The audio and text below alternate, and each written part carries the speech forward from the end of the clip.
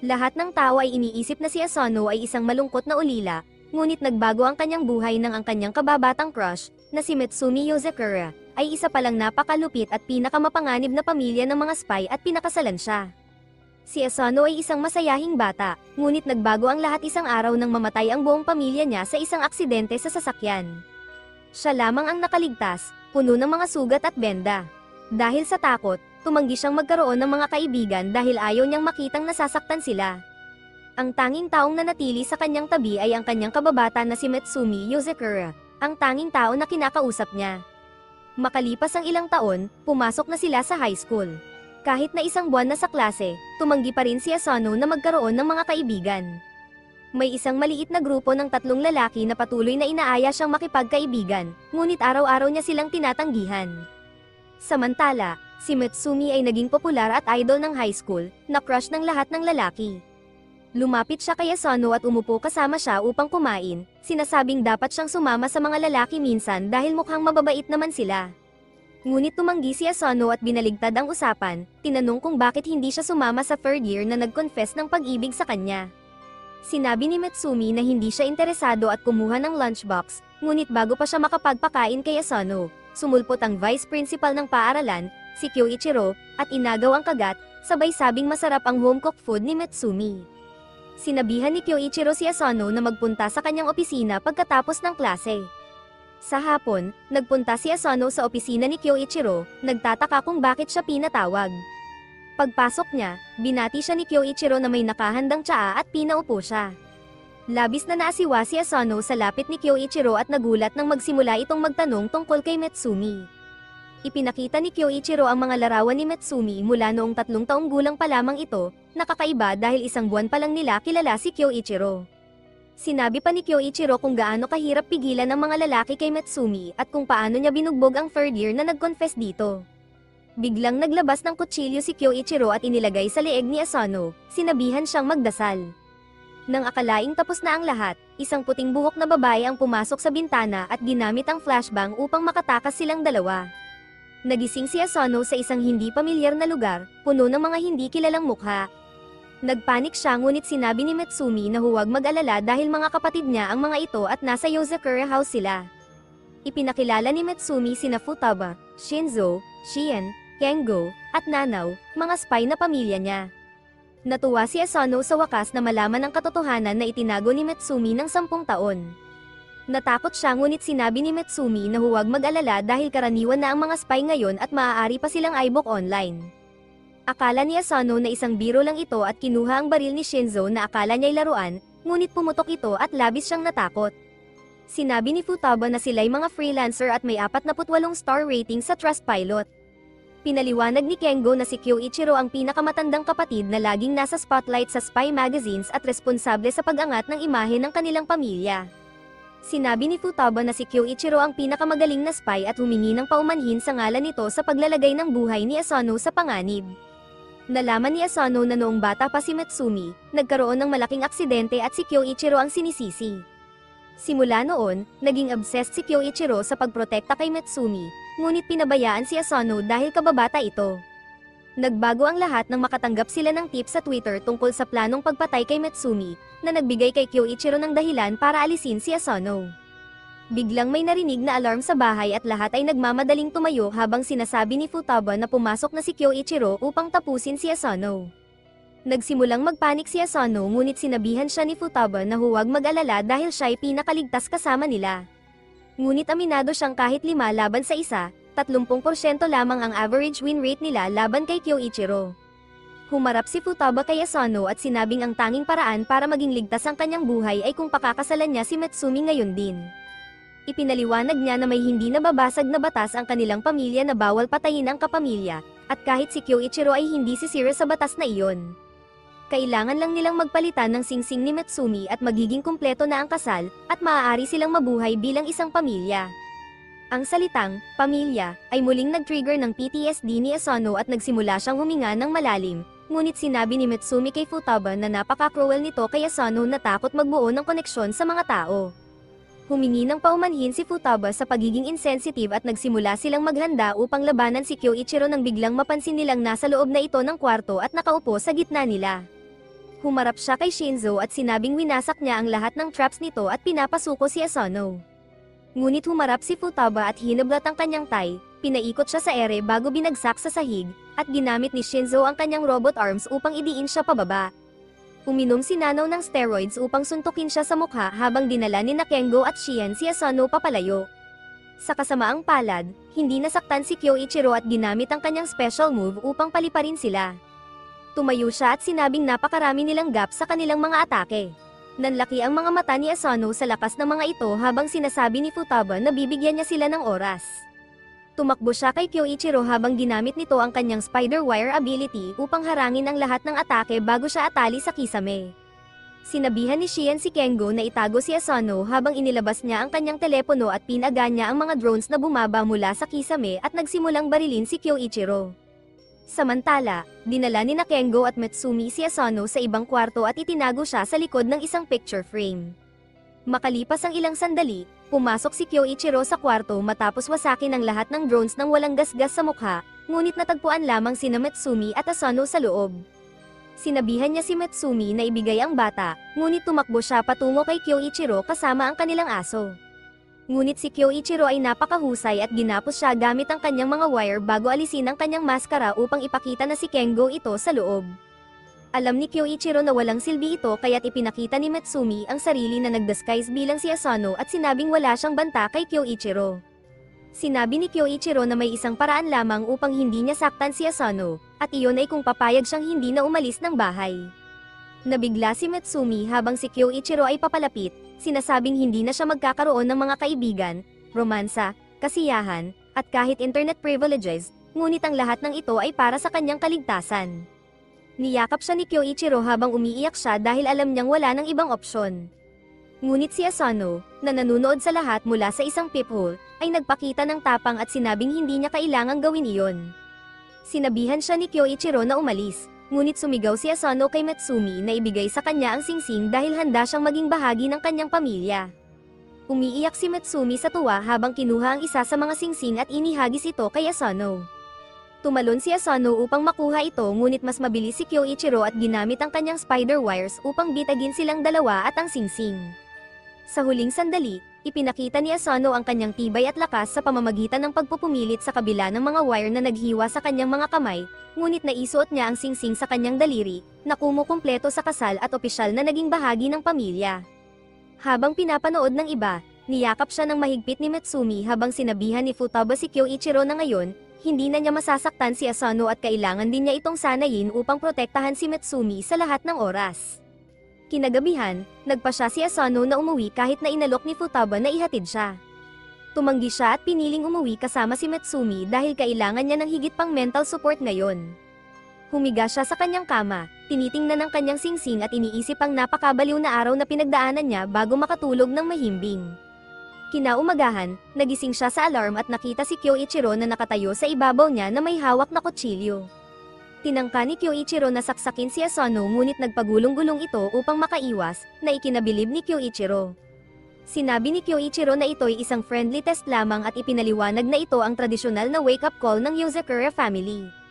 Napaisip si Asano na sinusubukan talaga siyang patayin ni Kyoichiro, ngunit sinabi ni Kyoichiro na bahagi ito ng kanyang training dahil bilang isang spy, kailangan niyang matutong matulog ng bukas ang mga mata. Inutusan siya na maghanda para sa tradisyonal na Yozakura morning exercise at ginamit ang kanyang mga wire upang tuluyang atali si Asano sa ere. Samantala, habang nagluluto si Mitsumi ng tanghalian, narinig niya ang sigaw ni Asano kaya't nagmamadali siyang umakyat upang makita kung ano ang nangyayari. Natagpuan niya si Asano na nakabitin sa ere habang pinipilit ni Kyoichiro na i-stretch ang kanyang mga katawan. Sumigaw siya sa kanyang kapatid na ibaba si Asano ngunit tiningnan lamang siya ni Kyoichiro sa kanyang relo at sinabing oras na para umalis sila sa bahay. Kinuha niya si Mitsumi at ang kanilang mga bag bago tumalon sa bintana habang sumabog ang isang bomba sa bahay ni Asano na nagwasak dito. Ipinaliwanag ni Kyoichiro na ang bahay ni Asano ay nilagyan ng bomba kagabi at nangako na ipapaliwanag pa ang tungkol dito, ngunit sinabi na ang pangunahing layunin ng pamilya ay protektahan si Mitsumi sa lahat ng oras.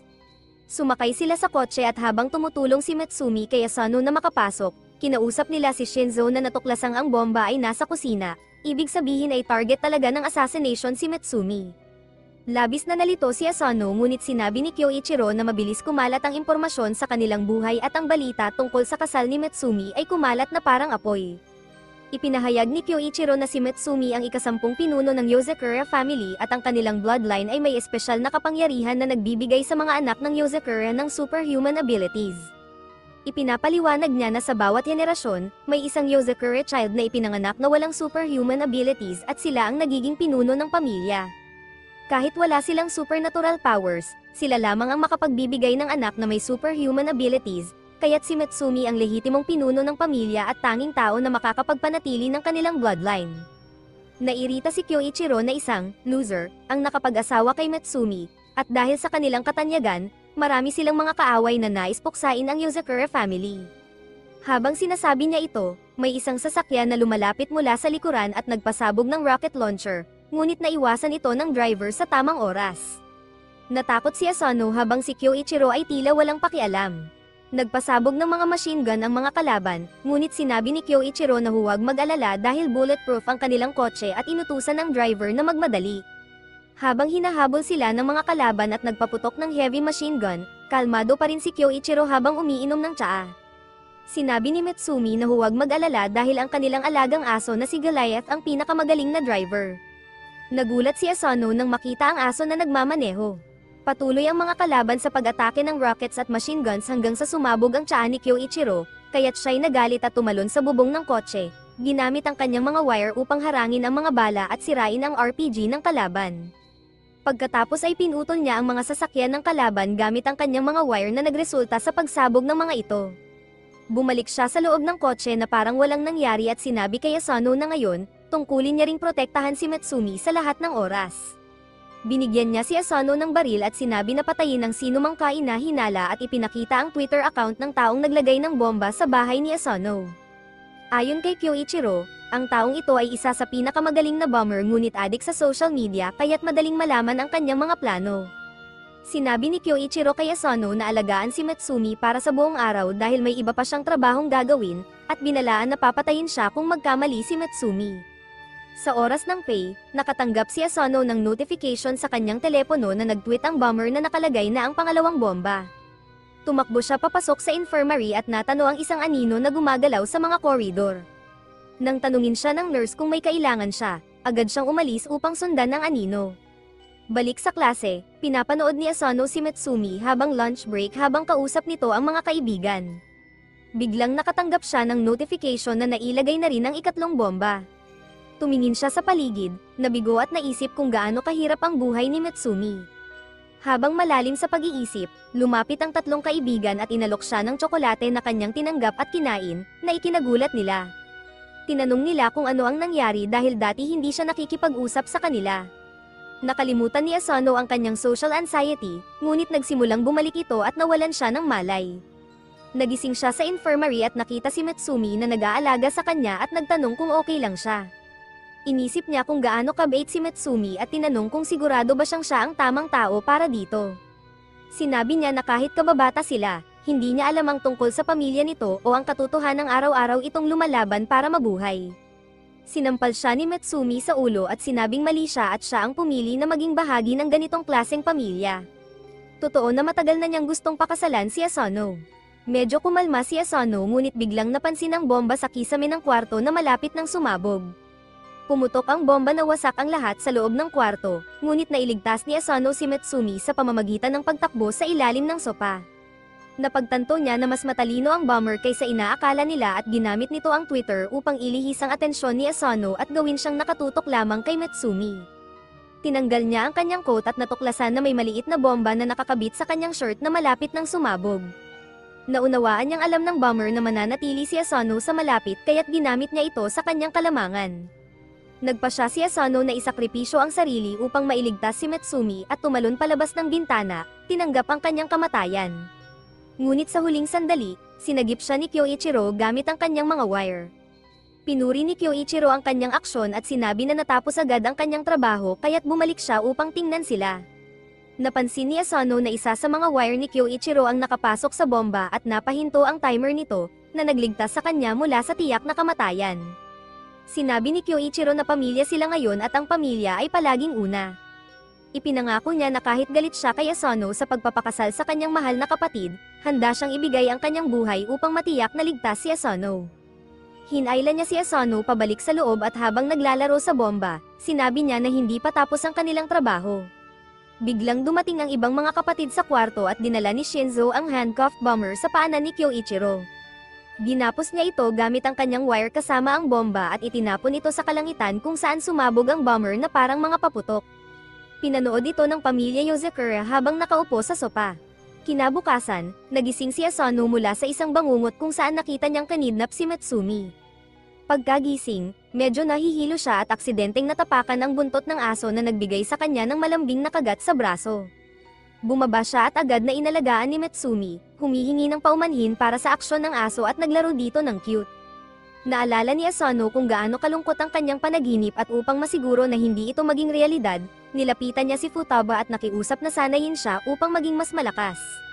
Sinabi niya na nais niyang protektahan si Matsumi mula sa anumang panganib dahil noong huli, muntik na siyang mamatay kung hindi dahil kay Kyoichiro.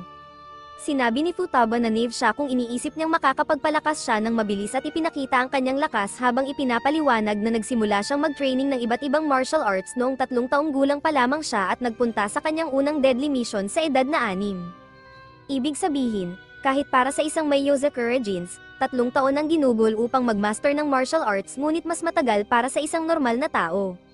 Sinabi niya na naive siya kung iniisip niyang makakapagpalakas siya sa pamamagitan lamang ng emosyon ngunit handa siyang bigyan ng pagkakataon. Tinanong niya kung handa siyang sumali sa Yozakura All-Out Training Program na pinakamabilis na paraan upang lumakas. Nasa sabik si Asano ngunit sinabihan siyang maghinay-hinay dahil kailangan niyang manatili sa Yozakura household ng 1 buwan bago magsimula ang tunay na training. Iniisip niyang magiging madali ito dahil kailangan lang niyang manatili doon, ngunit biglang nag-activate ang isang trapo at halos mahulog siya, muntik na siyang mahulog sa mga matutulis na spikes sa ilalim. Lumapit si Futaba kay Asano at sinabing nakalimutan niyang sabihin na ang buong Yozakura household ay puno ng deadly traps para sa spy training, kaya't hindi ito magiging madali. Ngunit kung makakaligtas siya, ipagpapatuloy ni Futaba ang kanyang training. Kinaumagahan, nagising si Asano sa alarm ng isang pangit na ibon. Dahil hindi siya agad nagising, isang bomba ang sumabog sa loob ng kwarto. Somehow, nakatakas siya mula sa mausok na kwarto ngunit nag-activate ng isa pang trap, isang flamethrower na nagsimula ng sunugin ang lahat sa paligid. Tumakbo siya pababa ng hall at sa wakas ay nakarating sa hapagkainan kung saan tinulungan siya ni Matsumi na gamutin ang kanyang mga sugat. Tinanong niya kung paano niya naiiwasan ang mga traps, at sinabi ni Matsumi na hindi nag-activate ang mga traps para sa kanya, na ikinagulat ni Asano. Ipinaliwanag ni Shin na ang mga traps ay kontrolado ng computer at kapag na-dodge at na-disable ng isang tao ang lahat ng traps, tinatanggap sila ng computer bilang miyembro ng bahay at binibigyan ng pribilehiyo na mag-activate o mag-deactivate ng traps. Sinabi pa ni Shin na normal na tao ay maaaring malampasan ang lahat ng traps sa loob ng 2 taon, na isang napakahabang panahon. Ngunit bago pa makapag-argumento si Asano, naramdaman niya ang sakit sa kanyang tiyan. Ipinaliwanag ni Futaba na lahat ng pagkain sa bahay ay may halong maliit na dami ng lason upang bumuo ng tolerance laban dito, na hindi naman makakapatay ngunit magdudulot ng diarrhea. Agad na tumakbo si Asano sa banyo ngunit natagpuan itong nakalock at hindi magbubukas hanggat hindi niya napaipik ang mga locks at nai-crack ang lahat ng codes. Simula noon, nagsimula ang hellish daily routine ni Asano. Habang ang iba sa pamilya ay kayang patayin ng ibon bago ito sumabog, si Asano ay palaging nabibiktima nito. Ang fridge ay may mga laser kaya kailangang maging maingat, ngunit hindi ito problema kay Shin na gumagamit ng drones o kay Futaba na may superhuman speed. Ngunit si Asano ay laging nag-a-activate ng trap na naglalabas ng machine guns. Upang buksan ang TV, kailangan niyang gamitin ang baril upang barilin ang power button ng remote, ngunit ang recoil ay napakalakas kaya't palagi siyang natutamba. Sa lunch table, hindi pa rin siya sanay sa lason o sa pag-crack ng code sa banyo kahit na may moral support ni Matsumi. Sa pagligo, ang shower ay parang torture device na para sa Russian interrogation. Kinabukasan, pumasok siya sa school na parang bangkay at halos hindi sumasagot sa mga tanong. Sapilitang suot niya ang 30 kilo na shirt upang mapanatili ang kanyang lakas kahit nagpapahinga. Pagkatapos ng isa pang nakakapagod na araw, sinubukan niyang bumalik sa kanyang kwarto ngunit nakita si Matsumi na natutulog habang nagtatrabaho.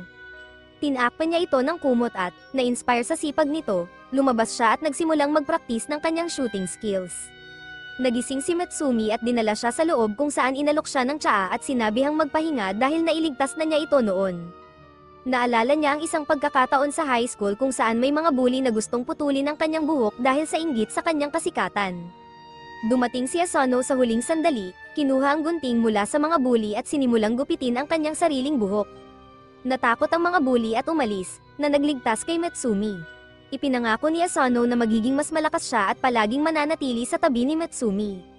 Makalipas ang ilang linggo, natutunan na niyang patayin ang ibon at lumakad sa living room nang madali niyang maiwasan ang mga laser traps bago kunin ang baril at barilin ang power button ng TV. Pinuri siya ni Shinzo sa kanyang mga kakayahan ngunit sinabi ni Asano na hindi pa rin niya kayang baguhin ang mga channel. Dumating si Shin na may dalang progress report ni Asano simula nang dumating siya doon. Kinagabihan, tinuruan siya ni Nanaw kung paano makatakas sa poison gas trap at natutunan na niyang malampasan ang mga pagkain na may lason. Ngunit nang subukan niyang uminom ng gatas, muling nagkasakit siya at tumakbo sa banyo ngunit muling nahirapan sa mga codes. Bigla nilang napagtanto na may mali at natagpuan siyang halos wala ng malay sa sahig. Dinala siya agad ni Futaba sa infirmary kung saan nalaman nilang nagkalagnat siya dahil sa sobrang pagod. Napansin ni Futaba ang isang bagay at tinanggal ang balat ni Asano. Natuklasan na siya ay nakasuot ng fake bodysuit upang maitago ang kanyang mga sugat mula sa training. Ayaw niyang mag-alala si Mitsumi kaya nakiusap siya kay Kengo na gumawa ng bodysuit para sa kanya. Habang nagpapagaling kay Nanaw, sinabi ni Futaba na ang kanyang mga resulta ay kahanga-hanga at hindi ito makakamtan ng hindi nagtitrain ng parang mamamatay na. Sinabi niyang magpahinga muna at binigyan siya ng libro tungkol sa coding. Kailangan niyang magpahinga hanggang sa mabasa niya ang libro at saka pa lang siya maaaring magpatuloy sa training. Makalipas ang isang linggo, sa wakas, natutunan na niyang i-crack ang locks ng banyo na ikinatuwa ng lahat dahil sa wakas ay nakapasa na siya sa Yozakura House member test at tinanggap na siya ng computer. Ngunit sa kanyang pagkabigla, kinuha ni Shinzo ang isang 100 kilo na shirt at sinabi na maaari na nilang pataasin ang intensity ng training. Binuksan ni Futaba ang difficulty ng traps mula normal hanggang hard. Napagtanto ni Asano na ang kanyang mga pakikipagsapalaran ay nagsisimula pa lamang at marami pa siyang dapat gawin upang maprotektahan ang sarili at si Mitsumi mula sa lahat ng panganib. Kinabukasan, naghahanda si Mitsumi ng agahan habang si Asano ay pumasok sa kusina na sinusubukan magsuot ng kanyang undergarments. Tinitigan siya ni Mitsumi na parang baliw at sinabing hindi siya dapat mag-alala sa kanyang mga kakaibang pantasya at kagustuhan, dahil kahit gaano pa ito ka-disturbing, hindi siya maghihiwalay dito. Ipinaliwanag ni Asano na isang malaking pagkakaintindi ito at nais lang niyang magpraktis ng kanyang mga disguises. Biglang lumitaw ang isang magandang blondang babae sa pintuan at nagtanong kung ayos lang ang lahat. Hindi kilala ni Asano kung sino siya, ngunit agad na nakilala ni Mitsumi na si Kengo ito sa kanyang disguises. Agad siyang niyakap ni Kengo upang i-weird out si Asano, ngunit sinabi ni Mitsumi na tigilan na ito at iwan si Asano. Biglang pumasok din si Kyoichiro sa kusina at hiningi ang goodbye kiss kay Mitsumi bago umalis, na sobra na para kay Mitsumi kaya't pinalo niya pareho sina Kengo at Kyoichiro sa ulo. Sa araw na iyon, nakipagkita si Asano kay Shinzo na malapit nang umalis para sa isang misyon. Tinanong ni Asano kung delikado ba ang misyon, ngunit sinabi ni Shinzo na ito ay mababang antas na misyon dahil kailangan lang niyang makakuha ng impormasyon tungkol sa isang counterfeit money operation at hindi ito magtatagal. Pinagpaalaman ni Asano si Shinzo ng good luck at pumunta sa paaralan kasama si Mitsumi. Habang naglalakad patungo sa kanilang school building, isang bola ang mabilis na papalapit kay Asano ngunit nahuli niya ito nang hindi man lang tumitingin at itinapon ito pabalik na may napakalakas na puwersa. Kinahapunan, umakyat sila ni Mitsumi sa rooftop upang mag-lunch. Sinabi ni Mitsumi na hindi pa alam ni Asano ngunit malaki na ang kanyang lakas at kakayahan dahil sa training. Naglalakad siya ng sobrang tahimik kaya tinatawag na siyang ninja ng mga tao.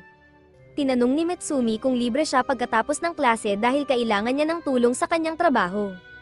Sumang-ayon si Asano at umuwi kasama si Mitsumi kung saan nagsimula itong mag-stamp ng maraming paperwork at sinabihan si Asano kung ano ang dapat gawin. Habang nag-aayos ng mga dokumento, napansin ni Mitsumi na kulang ang isa sa mga report ni Kengo at dahil ilang beses na itong nangyari, nagalit siya at dinala si Asano sa kwarto ni Kengo. Ang kwarto ay puno ng mga damit ni Kengo kaya't hindi nila makita ang anumang bagay. Tinawag ni Mitsumi si Kengo at biglang lumitaw ito sa ibabaw ng tambak ng mga damit, habang sinasabing kumpletuhin ang kanyang report at ipasa agad ito.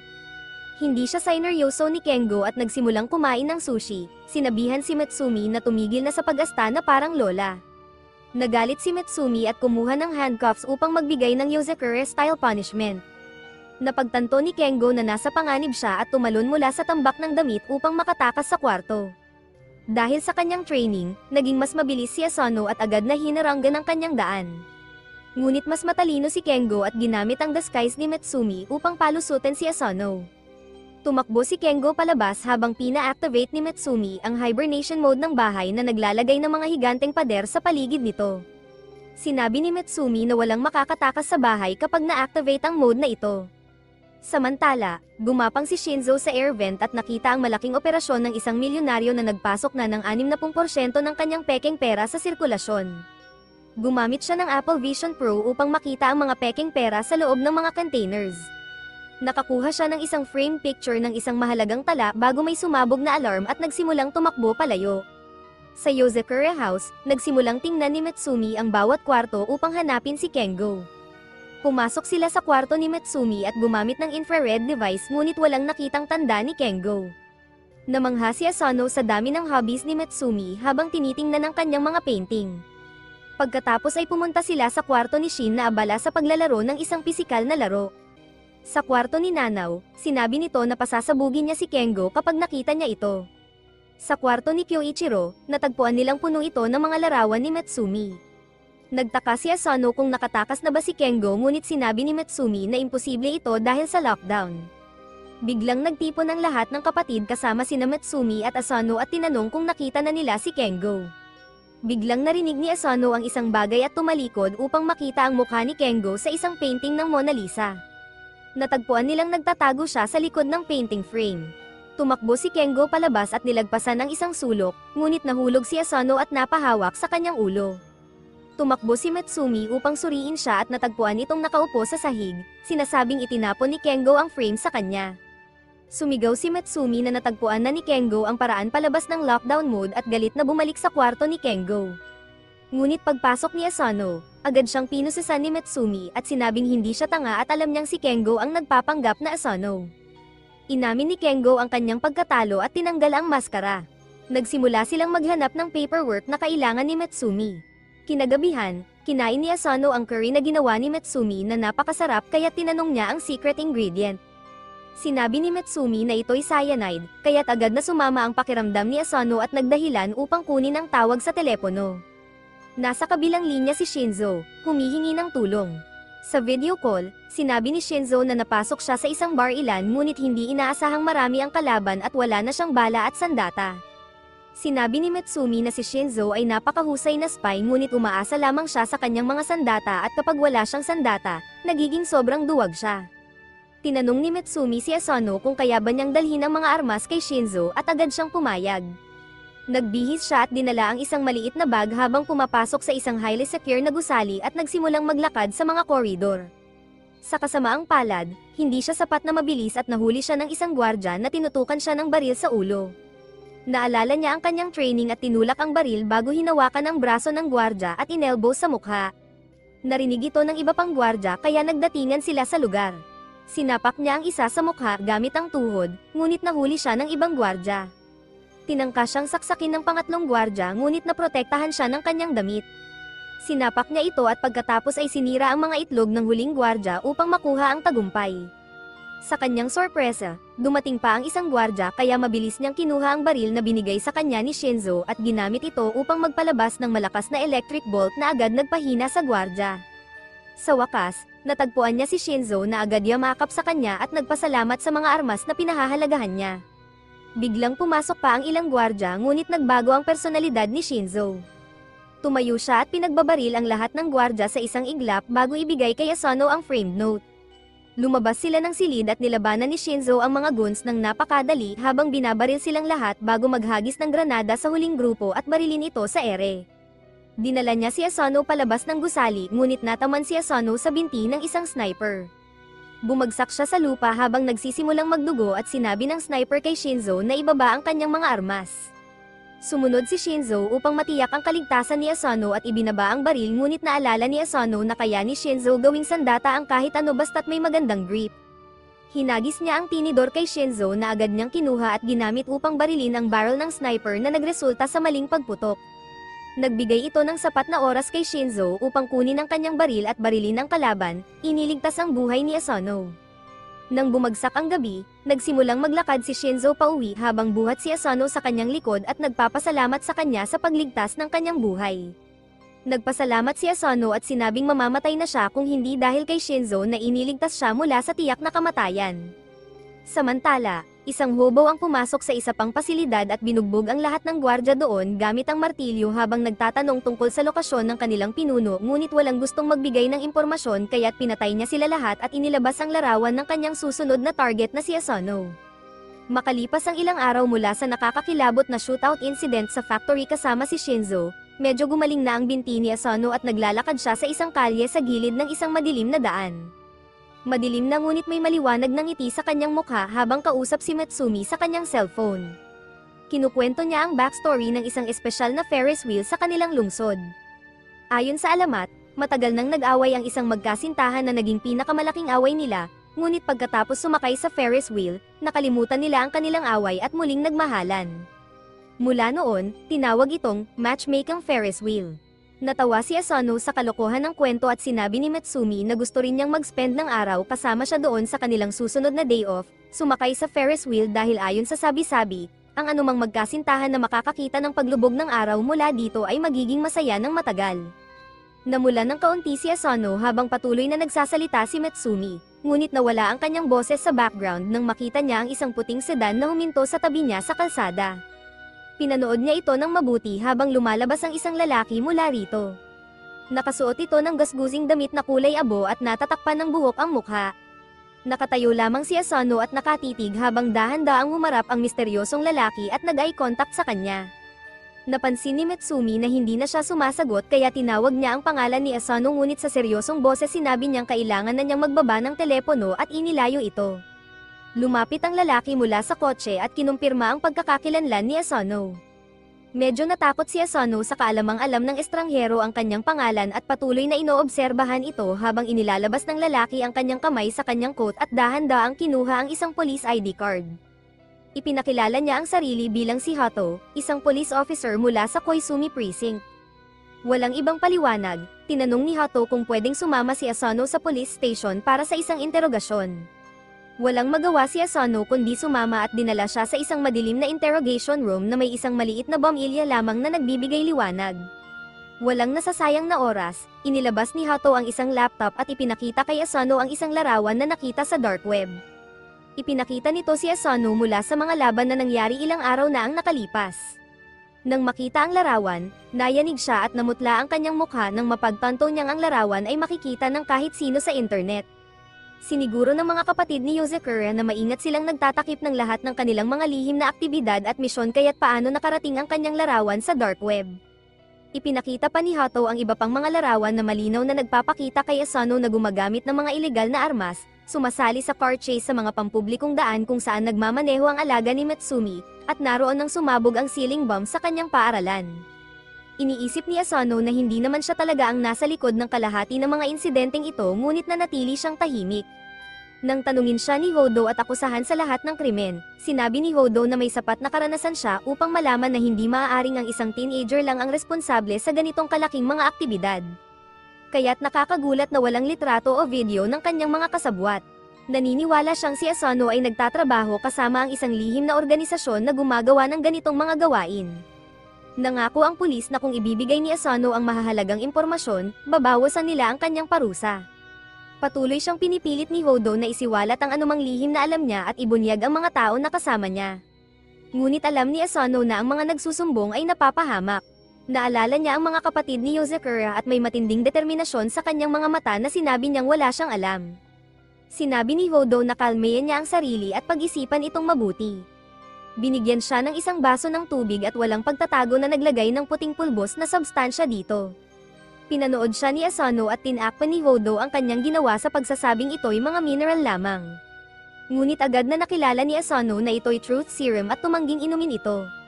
Subalit si Hodo, na kulang sa pagiging disente, ay bumawi sa pamamagitan ng simpleng lakas at bago pa makapag-react si Asano, hinawakan ni Hodo ang kanyang mukha at ibinuhos ang likido sa kanyang lalamunan. Salamat sa kanyang training kasama ang Yozakura family, nagawa niyang ilabas ang likido sa isang malaking bula at isuka ito. Nang makita ni Hodo na hindi gumagana ang truth serum, agad siyang bumaling sa karahasan, hinugot ang isang martilyo at binasag ang mesa. Agad na kumilos si Asano at mabilis na umilag, bumagsak sa isang bag malapit sa kanya. Nakita niya ang pulang likido na umaagos mula rito at inisip na ito'y dugo.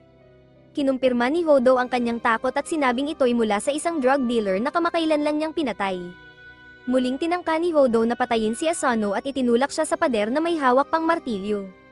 Binigyan siya ng isa pang pagkakataon upang magbigay ng impormasyon, ngunit nang ibaba ni Hodo ang kanyang kamay upang bugbugin si Asano, umilag si Asano at ang pader ang nabasag sa halip.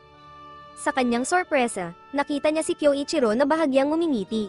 Lumabas na si Hodo ay isang matandang kaibigan ni Kyoichiro na tumutulong upang itago ang mga aktibidad ng Yozakura. Sinet up si Asano upang subukan ang kanyang katapatan at pagtitiis.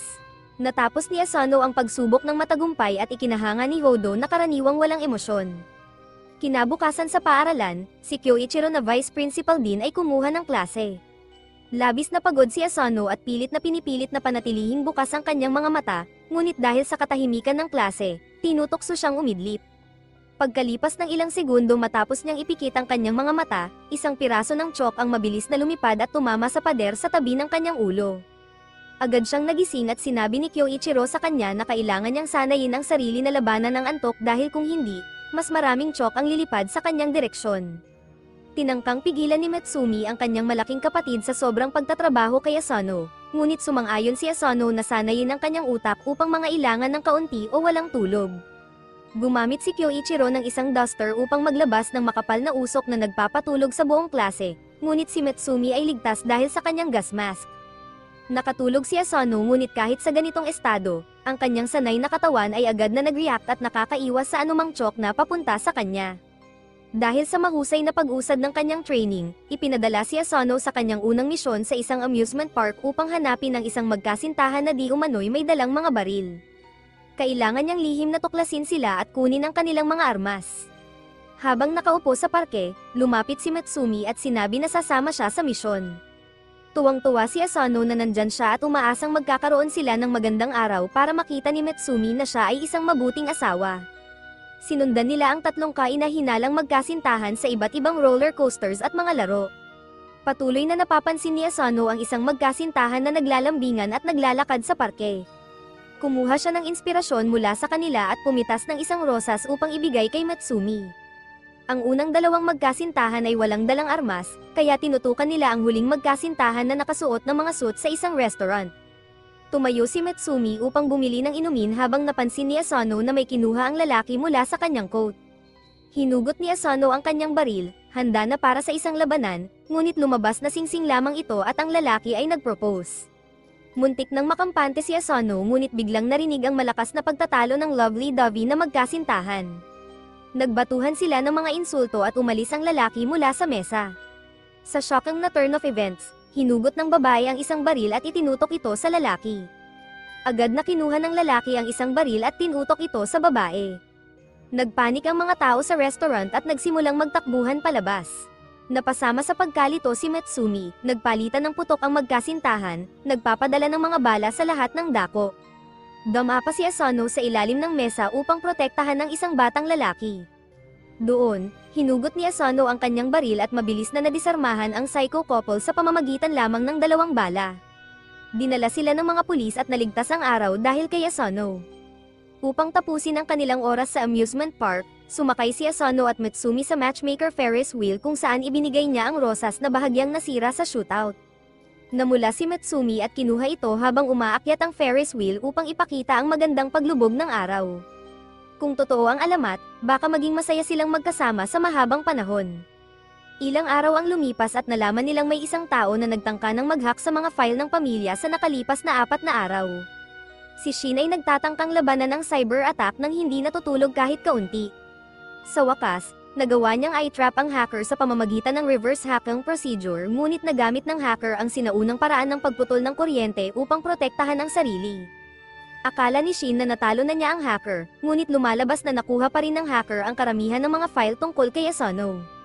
Sa wakas, Nagpahinga si Shin at lumabas ng kanyang kwarto upang makita si Asano at Mitsumi na naghahanda para sa paaralan.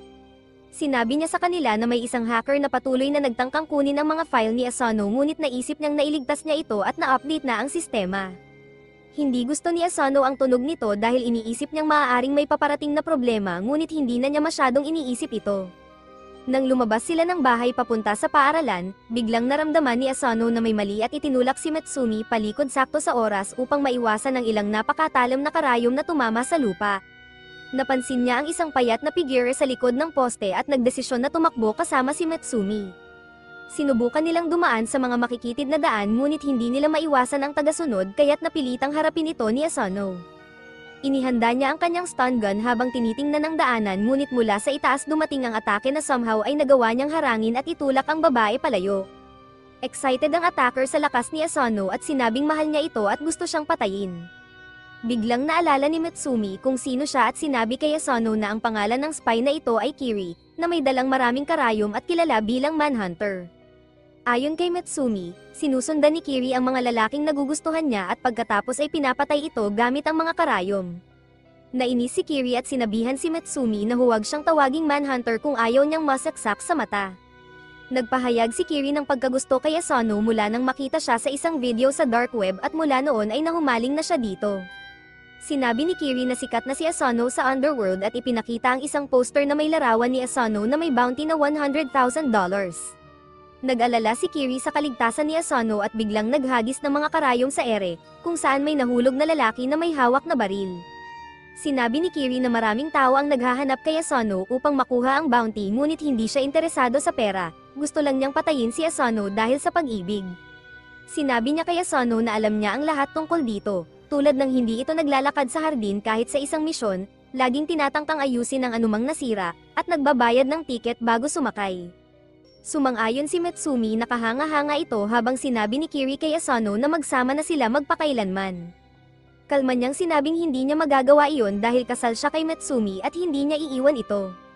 Nagsimulang umiyak si Kiri at sinabing brainwashed lang ni Mitsumi si Asano upang manatili ito sa kanya. Nagalit si Asano ngunit nanatiling tahimik, sinabi ni Kiri na gusto niyang patayin si Mitsumi at kunin si Asano, ngunit sinabihan siya ni Kyoichiro na huwag kahit hawakan ang buhok ni Mitsumi. Nalito sila at tinanong ni Mitsumi kung alam ni Kyoichiro ang lahat ng ito. Sinabi ni Kiri na walang makakapagtangka sa sinuman sa Yozakura family nang walang kaalaman ni Kyoichiro kaya't kinuha niya ang permiso mula dito upang patayin si Asano at hindi ito tumutol. Sa katunayan, ibinigay pa ni Kyoichiro ang security code sa kanyang file kaya't nagawa niyang mahak ang lahat ng data. Pagkatapos ay pinaulanan sila ni Kiri ng mga karayom, ngunit lahat ng ito ay tumama sa paligid nila. Ipinakita kung gaano siya kahusay sa kanyang mga armas bago sabihin kay Asano na magkikita silang muli. Bigla siyang tumalon sa ibabaw ng katawan ng attacker at umalis. Pagkatapos, sa klase, inanunsyo ng guro ang pagdating ng bagong transfer student na walang iba kundi si Kiri. Nagbigay siya ng mainit na pagbati at agad na napaibig ang mga lalaki sa klase. Pinaupo siya ng guro sa tabi ni Asano na ikinatakot nito. Habang patakbo si Kiri papunta sa upuan, sinadya niyang madapa at nagpasibat ng karayom kay Asano na bahagyang naiwasan ni Asano gamit ang notebook. Mula noon, naging laro ng pag-iwas sa mga karayom at pagsiguro na manatiling buhay si Asano. Binalutan ni Kiri ng mga lasong karayom ang buong upuan ni Asano, pati na ang lapis niya. Habang kumakain ng lunch kasama si Mitsumi, patuloy na iniwasan ni Asano ang mga karayom kahit hindi tinitingnan. Sa kabila ng lahat ng ito, nagsimula ng mapagod sina Asano at Mitsumi sa laro ng taguan. Umiyak si Kiri sa desk habang binabantayan ni Asano ang isa pa niyang atake. Sa sobrang pagkabigo, naghagis siya ng maraming karayom sa ere na tumama sa mga kaklase, pinatulog sila.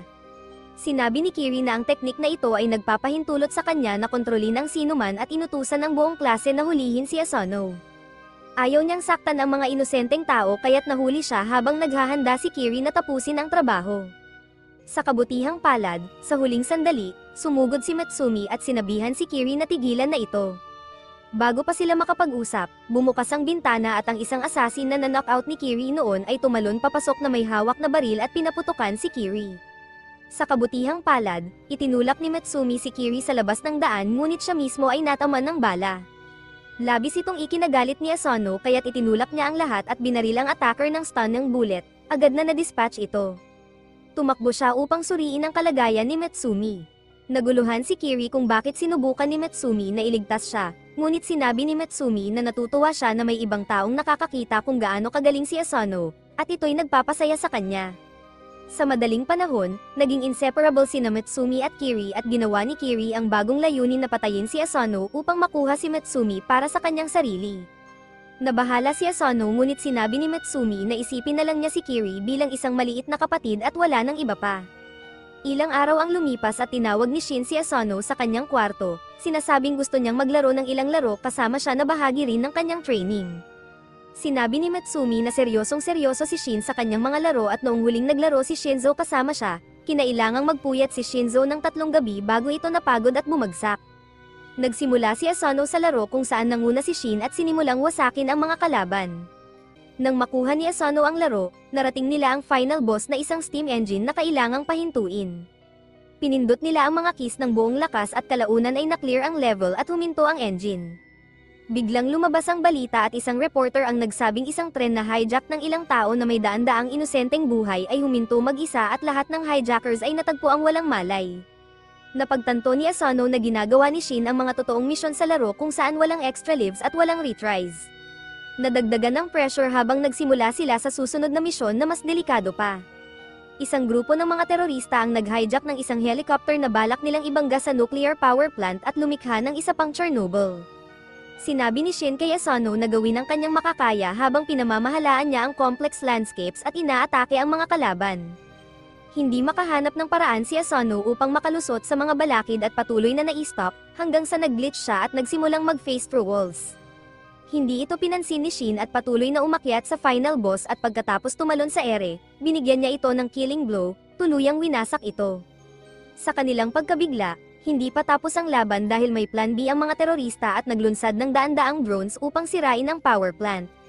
Maging si Shin ay nag-isip na baka wala na silang magagawa ngunit ginamit ni Asano ang kanyang katalinuhan at binuhay ang boss gamit ang isang potion bago ito gamitin upang patayin ang hordes ng mga kalaban. Sumali rin si Kiri mula sa kanyang sariling computer at magkasama nilang winasak ang lahat ng drones, nagwagi sa laro at pinigilan ang terrorist attack. Hindi natuwa si Shin sa paggamit ni Asano ng glitches kaya't pinilit niya itong maglaro kasama siya ng 2 gabi ng tuloy-tuloy, hanggang sa siya rin ay napagod at bumagsak. Ilang araw ang lumipas at isang umaga habang nagtitraining si Asano, gumagawa ng weighted push-ups na may 500 kgs letters sa kanyang likod, nakatanggap siya ng tawag mula kay Nanaw na nangangailangan ng tulong. Sinabi ni Nanaw na siya ay nasa isang top-secret undercover mission sa isang evil lab kung saan ang mga siyentipiko ay gumagawa ng bioweapons. Ayon kay Nanaw, nakagawa na sila ng pil na kapag sumabog ay maaaring pumatay ng lahat sa loob ng 10 kilometro area. Kahit seryoso ito para kay Asano, kinuwento ito ni Nanaw na parang pangkaraniwang bagay lamang. Sinabi ni Nanaw na ginamit niya ang kanyang mga kemikal upang patulugin ang buong lab ngunit hindi ligtas na dalhin ang potent bioweapon sa labas kaya't nilunok na lamang niya ito tulad ng isang bayani. Sinabi niya na ang katawan ng tao ay may maraming natural defenses at ang kanyang katawan lalo na ay mahusay sa pag-neutralize ng mga bagay na ganito. Ang tanging downside ay agad siyang nakaramdam ng sobrang antok at nagsimulang umakto na parang lasing. Sinabi ni Nanaw kay Asano na kailangan niya itong sunduin mula sa secret lab dahil hindi siya maaaring makita ng mga siyentipiko at seguridad. Habang natutulog si Nanaw, agad na tinanong siya ni Asano tungkol sa kanyang lokasyon ngunit tanging bahagi lang ng lokasyon ang kanyang naibigay bago makatulog. Nag-alala si Asano kaya't agad siyang nagbihis at pumunta sa lokasyon ng lab. Nakarating siya sa pangkalahatang lokasyon ng lab ngunit parang kakaiba ito dahil masyadong madali ang lahat at wala siyang nakikitang tao. Pagliko niya sa kanto, nakita niya ang mga gwardyang nakahandusay sa sahig. Habang naglalakad siya, nakatutok ang kanyang baril sa unahan. Inisip niya kung ito ba ay gawa ni Nanaw ngunit parang hindi ito estilo ni Nanaw. Nagpatuloy siya sa paggalugad ng lugar nang biglang marinig ang isang gwardya, ngunit bago pa niya ito maharap, isang mabigat na kadena ang tumama sa gwardya at agad na pinatulog ito. 2 binata ang lumabas mula sa dilim na tila kilala si Asano. Tinanong nila kung naroon din siya para sa isang misyon. Lumapit ang green-haired guy na si Soy kay Asano at ipinakilala ang kanyang kaibigang yellow-haired na si Oga. Sinabi ni Soy na sila ay nagtatrabaho para sa isang government intelligence unit. Naalala ni Asano na narinig na niya ang tungkol sa mga government spies na ito na kilala sa kanilang husay. Sinabi ni Soy na ipinadala sila upang in-neutralize ang lab at tinanong si Oga kung may naririnig ba ito. Mayroon palang superb hearing si Oga at agad na naramdaman ang kalaban. Sinimulang maglakad ni Soy patungo sa unahan at binati si Asano ng good luck sa kanyang misyon. Ngunit hinayla ni Oga si Asano at sinabing kailangan nila ng kaalyado. Hindi alam ni Asano kung ano ang mararamdaman sa makeshift alliance na ito, ngunit alam niyang hindi sila kaaway. Madali nilang na-dispatch ang mga gwardya at sa wakas, narating nila ang inner lab. Agad na pumasok si Asano upang makita si Nanaw na nakahandusay sa sahig. Sinuri niya ito at nalamang buhay pa, ngunit nasa masamang kalagayan. Biglang lumipad ang kadena, ngunit agad na hinarang ito ni Asano gamit ang kanyang kutsilyo na nasira sa impact at nasaktan ang kanyang braso. Tinanong niya kung ano ang problema, ngunit sinabi ni Soy na ipinadala sila upang i-neutralize ang lab at narinig nila ang pag-uusap ni Nanaw kung saan nabanggit na nilunok ni Nanaw ang bioweapon na ginagawang banta siya na kailangan i-deal with. Tumayo si Asano sa harap ni Nanaw at sinabing kailangan muna nilang dumaan sa kanya habang hawak ang kanyang stun gun. Sinabi ni Oga na huwag gawin ito, ngunit hindi ito pinansin ni Soy at ginamit ang kanyang special thunder breathing upang mabilis na makalapit kay Asano, sinira ang kanyang baril at katawan. Bumagsak si Asano sa sahig at nagsimulang damyugo ng malakas. Nagalit si Oga kay Soy, ngunit sinabihan siya ni Soy na kontrolin ang kanyang emosyon. Lumapit si Soy upang patayin si Nanaw, ngunit nagising si Nanaw at sinabi na na-neutralize na niya ang mga lason at maaari nilang suriin ang resulta sa kanyang sweat patch. Sinabi ni Nanaw kay Soy na kung balak pa rin itong patayin siya, hayaan muna siyang gamutin si Asano. Ngunit kalma daw si Soy at sinabing kung na-neutralize na ang lason, tapos na ang kanilang trabaho at kinuha ang test patch bilang ebidensya. Iniwan nila si Nanaw ng isang ointment upang pagalingin si Asano. Agad na tinulungan ni Nanaw si Asano at sinabihan itong manatiling matino, ngunit sobrang nasaktan si Asano at nawalan ng malay. Makalipas ang ilang araw, buhay si Asano, ngunit pinarusahan ni Kyoichiro sa pamamagitan ng pagkakabit sa kanya sa itaas ng mga kandila. May artikulo tungkol sa pagkatalo ng Yozakura family sa mga government spies at sinabing ito ang pagbagsak ng pamilya. Nagalit si Kyoichiro at binahan ng negatibong review sa Google.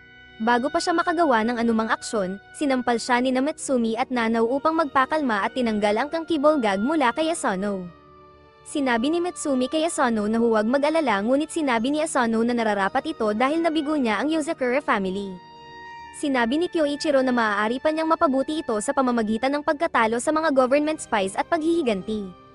Sinabi niya na ang mga ito ay may mga espesyal na kasanayan na nagpapasikat sa kanila at ang laban ng mga spy ay tungkol sa intel, kaya kailangan niyang magnakaw ng impormasyon mula sa kanila.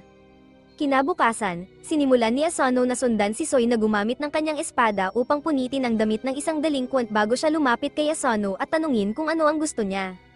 Nagulat si Asano na nalaman agad ang kanyang takip, kaya't sinabi niyang naroon siya upang matuto mula sa kanya. Sinabi ni Soy na wala siyang pakialam at maaari siyang gawin ni Asano kahit ano. Agad na umalis si Soy at naglakad ng napakabilis, kaya't kinailangan ni Asano na tumakbo para habulin siya. Sinubukan ni Asano na abutin siya sa pamamagitan ng pagtalon sa mga tao, ngunit ginamit ni Soy ang kanyang espada upang tanggalin ang damit ni Asano na nagresulta sa kanyang pagkahuli ng pulis para sa public exposure. Kinabukasan, sinubukan ni Asano na sundan muli si Soy habang nasa tren, ngunit ginawa muli ni Soy ang parehong bagay na nagresulta sa kanyang pagkaalis. Sa ikatlong araw, naghang si Asano sa itaas ng isang gusali habang nag-lunch sina Soy at Oga, at pagkatapos nilang kumain, muli niyang tinanggal ang damit ni Asano bago sila umalis. Sa susunod na araw, nagawa ni Asano na sundan sila hanggang sa gabi nang sila'y nakikipaglaban sa ilang ruffians. Tinulungan din ni Asano sa pag-aalis ng mga kalaban na labis na ikinatuwa ni Oga, ngunit muling sinubukan ni Soy na habaran si Asano. Sa pagkakataong ito, nagawa ni Asano na umiwas ng kaunti at natakpan ng kanyang sarili, kaya't ang kanyang pantalon ay nanatili. Natawa si Oga na ikinagalit ni Soy, kaya't tinanggal ni Soy ang dignidad ng dalawa. Kinagabihan, pumunta si Nanaw sa kusina at nakita si Kyoichiro na nagpuputol ng crispy water. Tinanong ni Nanaw kung nakita niya si Asano at sumagot si Kyoichiro na nakita niya ito sa pintuan ng walang damit. Tinanong ni Nanaw kung ibinalik niya si Asano sa kama, ngunit sumagot si Kyoichiro na mas makakatulong si Asano bilang chopping board. Sinapak siya ni Nanaw at ibinalik si Asano sa mesa kung saan humingi ng paumanhin si Asano sa pagiging mahina. Sinabi ni Nanaw na napakaganda ni Asano dahil palagi niyang ginagawa ang mga bagay sa kanyang kakaibang paraan. Biglang naisip ni Asano ang tungkol kay Soy at sinimulang sundan siya muli kinabukasan. Sa pagkakataong ito, nagawa niyang sundan si Soy ng buong araw at pagsapit ng gabi, tinapos ni Soy ang kanyang huling gawain na paglilinis ng isang lapida. Pinuri ni Soy si Asano sa pagiging unang tao na nakasunod sa kanya ng buong araw. Bilang paggalang, sinabi ni Soy na ituturing niya si Asano bilang pantay at tatapusin siya.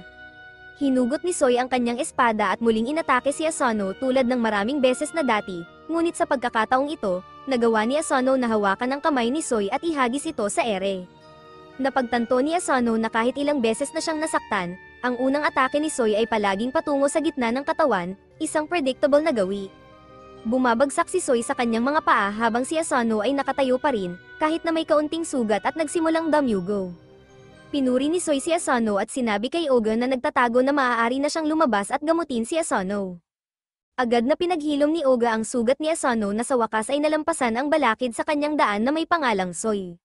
Hindi nagtagal at nakalimutan ng lahat ang pagkatalo ni Asano kay Soy, ngunit napansin ng spy newspaper ang kanyang mga insidente ng pagiging hubad at tinawag siyang pervert, isang bagong problema na hindi niya alam kung paano haharapin, kahit na sinabi ni Mitsumi na mamahalin pa rin siya kahit siya ay isang pervert. Kung nagustuhan mo ang kwentong ito, siguraduhin mag-like at mag-subscribe para sa part 8 at huwag kalimutang i-check ang bagong anime. Hanggang sa muli mga lods!